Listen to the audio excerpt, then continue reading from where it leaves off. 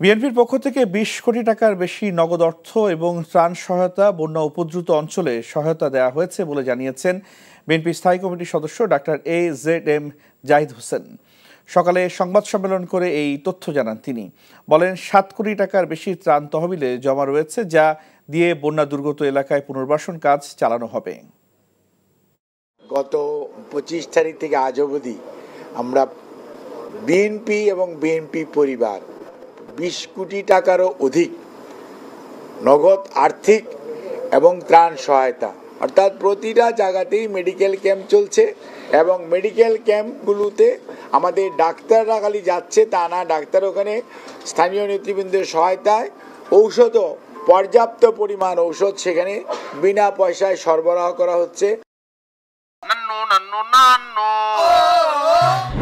আরে সপ্তাহ একটা ব্র্যান্ডের গুলা আমার বংশ ব্র্যান্ডের কি আপা বিষাগত বিক্রি গরিবের এলাকায় আপনি এমন পাড়া দিব না গুরু গুরু ভিতরতে সব বাইরে যাবে। আরে ওইটা থামো না, তোরে যদি ইসলামিক সাইড আলায়ান ডিভোর্স না দিছি আপনারা কি হোগারে কালিয়া বল আমরা সালাম তুমি আমারে আম্মা ডাকলাকে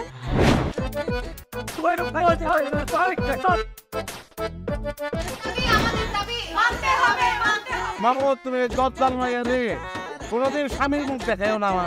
আমি আপনারে আমি দেখে নিব। হাতে লাগে বেতারে হাত ছাইরা দাও সোনার চাচারে। এনজিওর কিস্তি প্রথমবার বিকাশ পেমেন্ট করলেই ২০ টাকা ইনস্ট্যান্ট ক্যাশব্যাক।